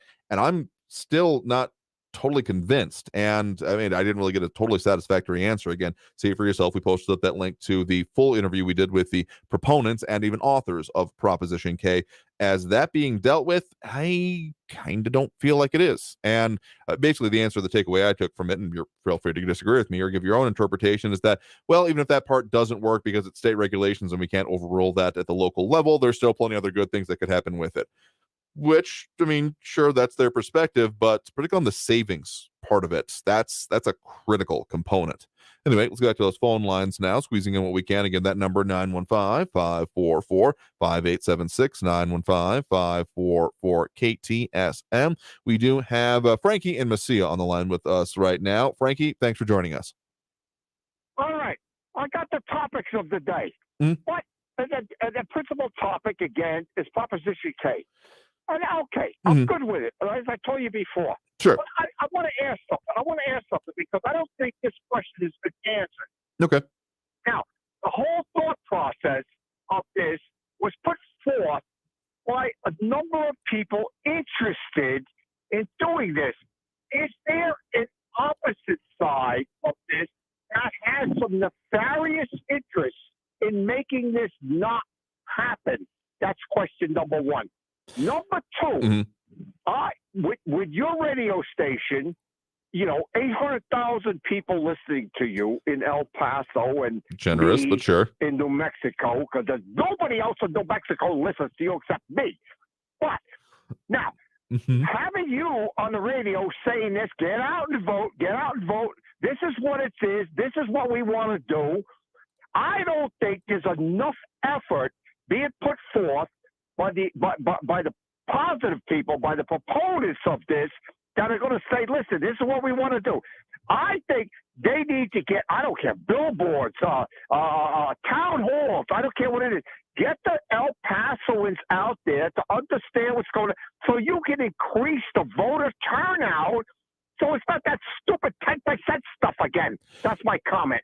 I will wholeheartedly agree with you that I would love there to be 10% voter turnout on this, but historically, these off-year elections, regardless of how important, I am going to continue to argue that this one is, because as I mentioned before, even beyond Proposition K, there's Propositions A through J on the ballot. There are 3 school boards, at least, a bunch of municipalities, and that's just El Paso County side of it. So this is a stacked election. I'm going to continue to say that, and that's why I keep telling people to make your plan to go vote. But what I will say on the outreach part, particularly from the proponents, I mean, you're hearing on our airwaves right now, and on some other, big media, billboards, etc., being done by primarily the opponents of it, because that's a level of funding they're pursuing, and also the strategy they're pursuing is kind of a mass outreach. What it seems to me, and I'm not speaking for or trying to put words into the mouths of anyone that is involved with this effort for or against, frankly, but what I've noticed, what I'm seeing is that the Proposition K proponents, the Sunrise El Paso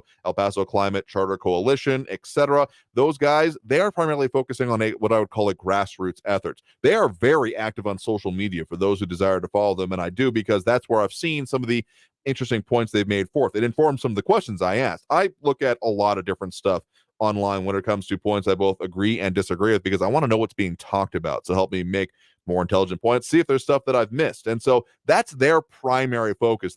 In some of the stuff that I've seen, they are directly refuting some of the claims or putting forth their own vision of how this would work and contravening less of this. So that is so much to say that, yes, they are working on it, but theirs is primarily a social media grassroots, and I would argue a younger generation focus is the way they seem to be going about this in terms of the proponents anyway. So I hear you on that. And I think the operative word is talking about it. Sure. And I know other people out there. You got your job to worry about. I mean, you got health issues. the last thing in the world you want to be concerned about is some proposition, some kind of voting thing that's coming up in a little bit over a couple of weeks.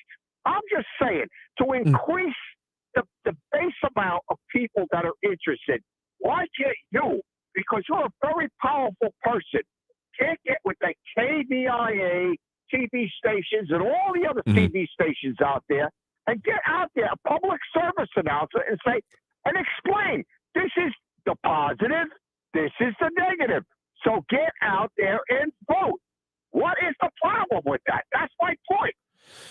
I mean, that's, I guess, kind of what we've been trying to get to when it comes to this. Maybe not a flat analysis, because I'm not a legal expert, as much as I've been said that I could probably play one on TV and have done so in plays.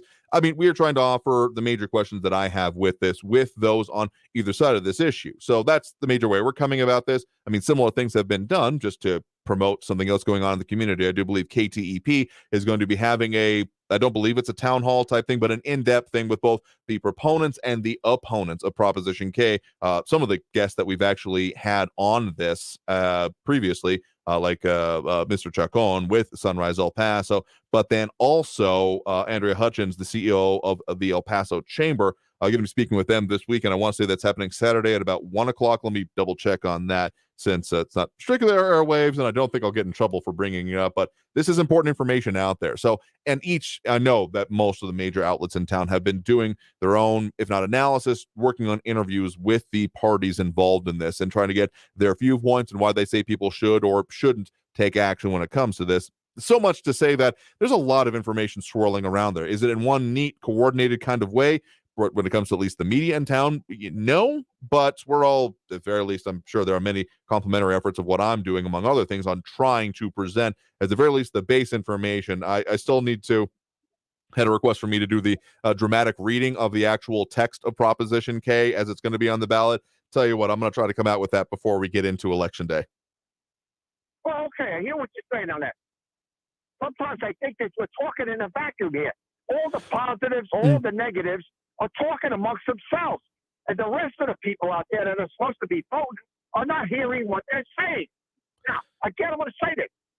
You are doing a wonderful job of getting out there saying whether you're for or against it, okay. But get out there and look at what's going on and then vote which way you want to go.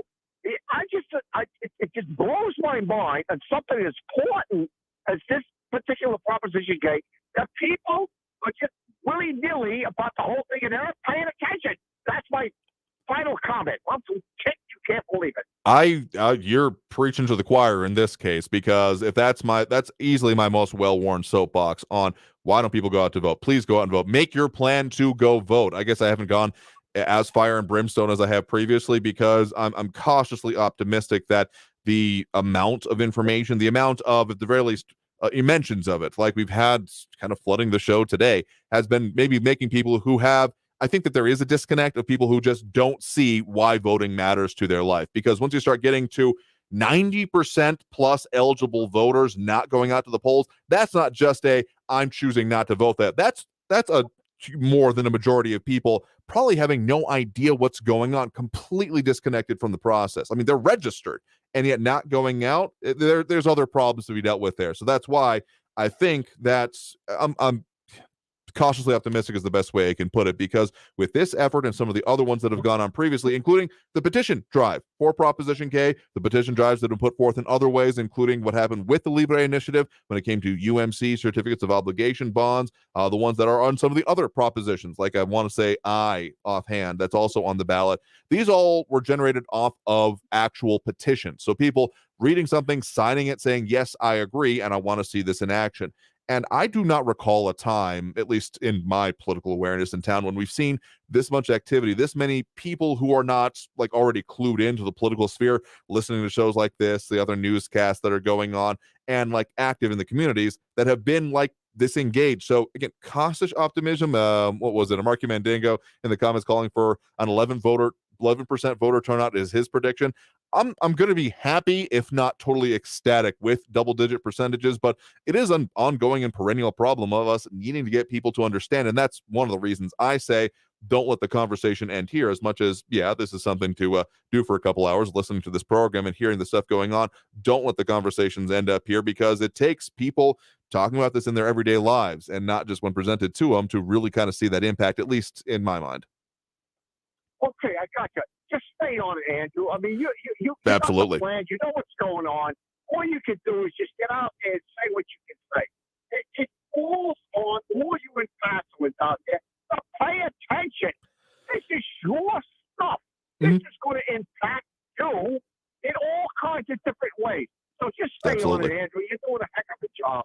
Anyway, that's the end of my rant. Fair enough. Again, I'm right there with you. People need to be paying attention to this, but in the meantime, I mean, we're definitely going to be talking about it, and if we can get more people involved in it, so much the better. So appreciate the point in the call. You have a good one there. Okay, take care. I mean, yeah, I'm never going to be happy until like we start talking. I would love it if someone like didn't vote and they were able to, they were eligible and had the ability to do so. I mean, if someone's like in the hospital, like sure, they're exempt in my mind. But anyone else, I would love there to be oh, you didn't vote?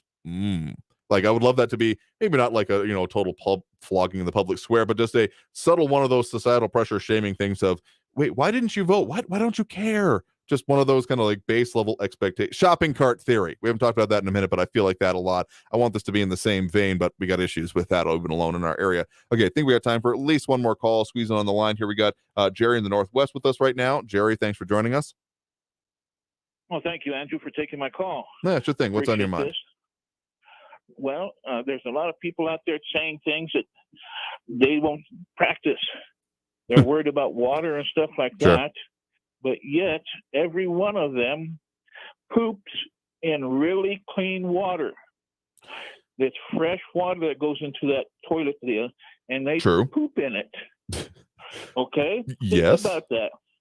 None of them. I'll bet you not a one of them gathers their water from the sink and uses gray water to flush their toilet.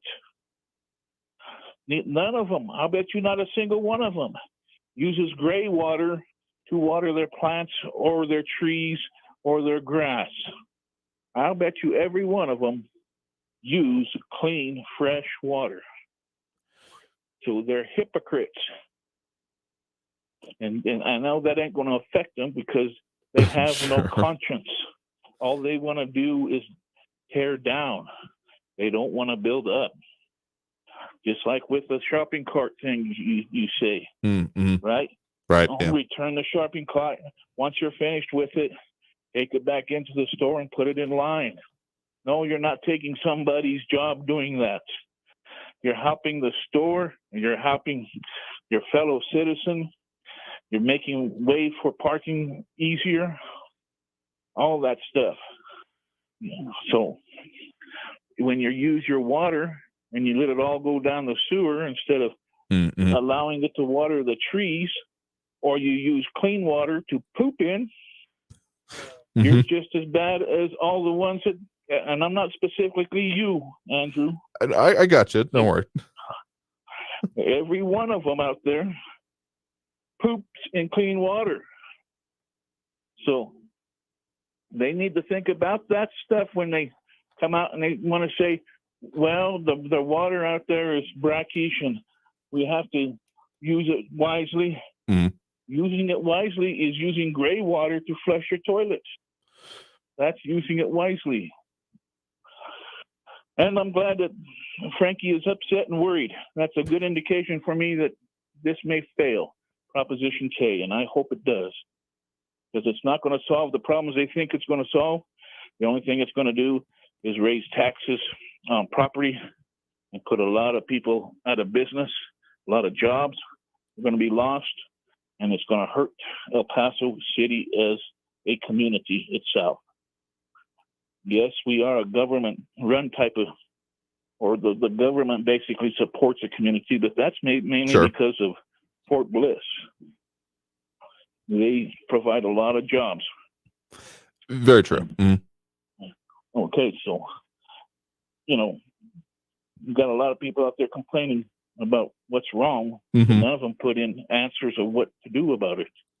Besides trying to have somebody else spend money take somebody else's money and throw money at it. That's all they do. Well, there's a lot of analysis coming in on Prop K and a lot of back and forth that we're going to continue delving into.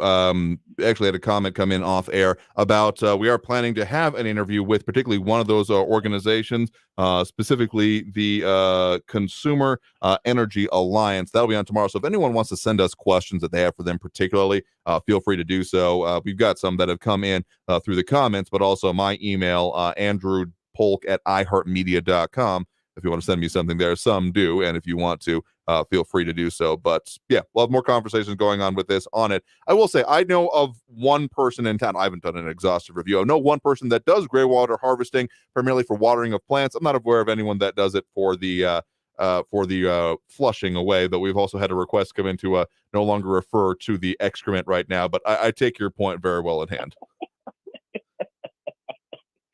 Well, I could have said it in a different way. You certainly could have, and I appreciate not doing that. Listen out there, every time you go to the bathroom and you look in there and you see clean water, you thank God you got clean water.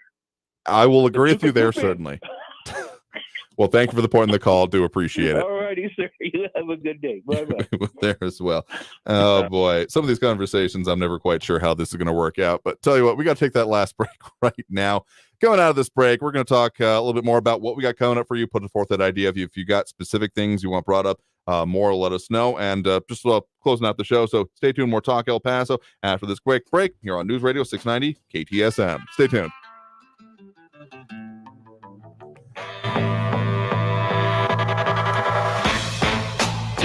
Traffic all day. News Radio 690.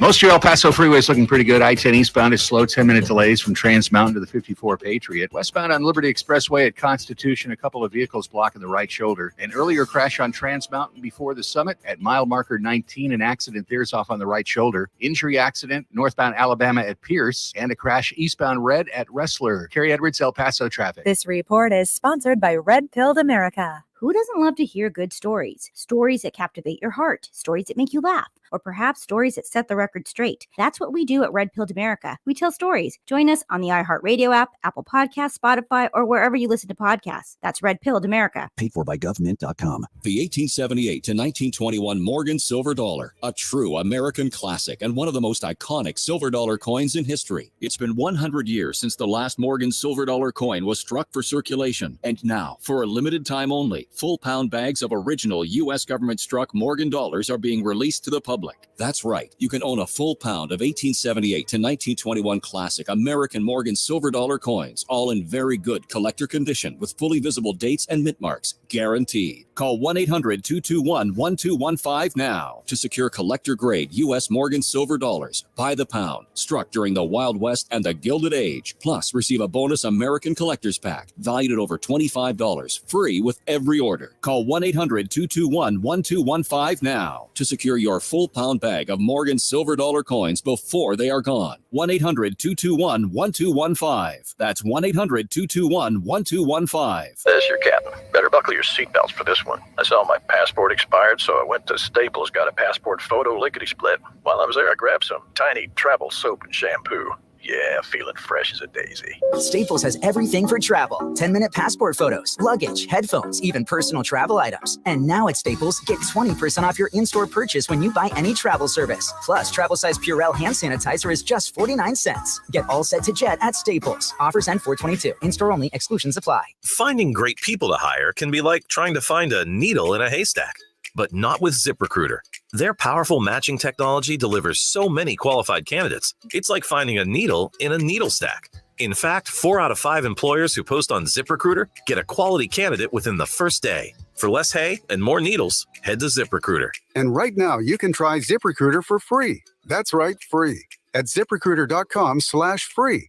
That's ZipRecruiter.com/free. Did you know that only 2 in 10 El Paso County students graduate with a bachelor's degree? By supporting Border Youth Athletic Association's mission of educational attainment, you will create a long-lasting impact in our students' lives. Your monthly donation enables 4th through 12th grade students access to after-school programs, providing a safe and healthy environment. BYAA engages and empowers El Paso's future through mentorship and leadership development. We believe every player who gets an education wins. Do you? Go to borderyouth.org and show your support for our youth today. day. News Radio 690 KTSM.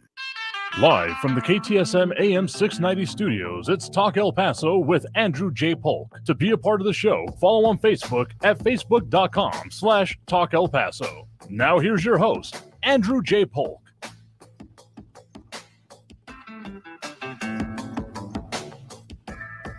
Thank you all so very much for having joined us here for Talk El Paso, airing live on News Radio 690 KTSM. This gets ridiculous sometimes here, but hey, I'm here for it, as we are here every Monday through Friday, 4 to 6 p.m. So just a reminder what I was going to be mentioning here. Going to be talking in the coming days and a lot more conversation as we're coming up more with it on what's going on with all of the issues, all of the items, all the stuff affecting us here in the borderland, particularly Prop K. Yeah, I would be surprised if this isn't going to be a primary focus through the end of the year. Well, end of this season, but even after this goes away, even if it's off the ballot, pass or not, I'm sure this will keep giving up and the analysis of it. So, but in this coming, weeks, as we get closer to that election, we've got more that'll be talked about. So if you want to send any questions you have for us specifically to ask for some of these interested groups, parties, organizations, etc., feel free to do so. Again, my email, andrewpolk@iheartmedia.com. Try to keep the spam filter from getting too aggressive. But yes, and it's been noted that tomorrow is Free for All Friday Eve. We're still going to be talking about the things affecting us here in the borderland in the meantime, but we got a lot more ground to cover, as we certainly will. As actually a note here, I'm going to be headed out right after the show to the comic strip where there is a Vision for El Paso fundraiser, specifically referring to blind issues, blind and those that have a vision impairment. Where a familiar, not me, but a familiar-ish name and face may be performing on that there. So if you're interested in looking at something to do right now, tickets are $25, but it's for a good cause. I'll be headed out there right now. But otherwise, we'll have to leave it there for today because we are super out of time. So I want to thank everyone that did tune in, call in, comment, participate in the show. We'll do it again tomorrow, as we do every Monday through Friday, 4 to 6 p.m. So until then, until next time, I want you all to stay safe out there. Look twice for motorcycles when you're out on the road, and have a great evening, y'all. We'll see you tomorrow.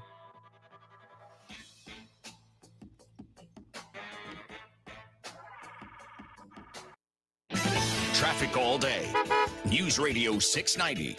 I-10 eastbound slow downtown from the Dallas Street exit to Geronimo with 9-minute delays. 54 southbound Stan Roberts to Kenworthy is an 11-minute delay. A couple of vehicles blocking the right shoulder on Liberty Expressway westbound at Constitution. And police are still working an accident northbound Alabama at Pierce. Try Harrison or Piedras as your alternates. Carrie Edwards, El Paso traffic. Hey, El Paso, Ivan Ochoa, General Manager of Sunland Park Chrysler Dodge Jeep Ram Fiat. Thank you again, El Paso, for making us #1 in new Chrysler Dodge Jeep Ram sales in March. While other dealers continue to sell their vehicles for over MSRP, we continue to have the best prices in town. Get huge savings on hundreds of new and certified pre-owned vehicles during Ram Truck Month at Sunland Park Chrysler Dodge Jeep Ram Fiat. Right now, get $5,000 off MSRP on 2023 Ram 1500 Lone Star Crew Cab, plus super low 4.9% APR for 72 months. Get